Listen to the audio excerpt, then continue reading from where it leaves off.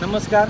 श्री सिद्धनाथ यात्रा रथोत्सव अनुषंगाने आज रोजी सातारा जिल्ह्याचे पोलीस अधीक्षक श्री तुषार दोशी सर यांनी या रथोत्सव अनुषंगाने संपूर्ण रथमार्गाची त्याचबरोबर बंदोबस्ताची पाहणी केलेली आहे.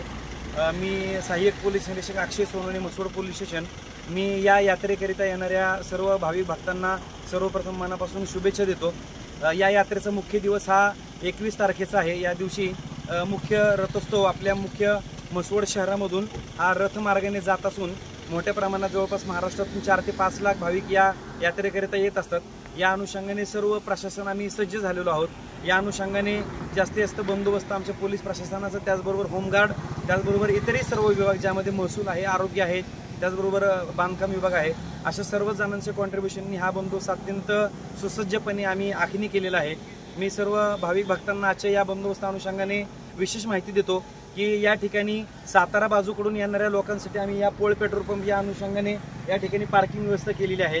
या पार्किंग व्यवस्थेच्या अनुषंगाने आम्ही लोकांमध्ये जनजागृती व्हावी म्हणून अशा पद्धतीचे आम्ही बॅनर लावलेले आहेत. सर्व भाविक भक्तांनी असे बॅनर्स बघून त्यांना यामध्ये आमची पार्किंग व्यवस्था नेमकी कुठे आहे त्याबाबत माहिती मिळणार आहे.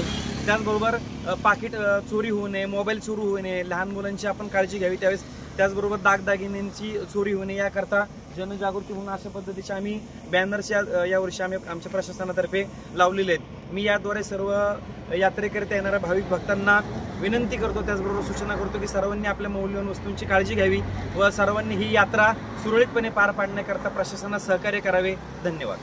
आवाज माणदेशाचा, माणदेशातील प्रत्येकाचा. माणदेश प्राईम सबस्क्राईब करा आणि अपडेट रहा. नवीन व्हिडिओच्या नोटिफिकेशनसाठी बेल आयकॉनचं बटन दाबा. धन्यवाद.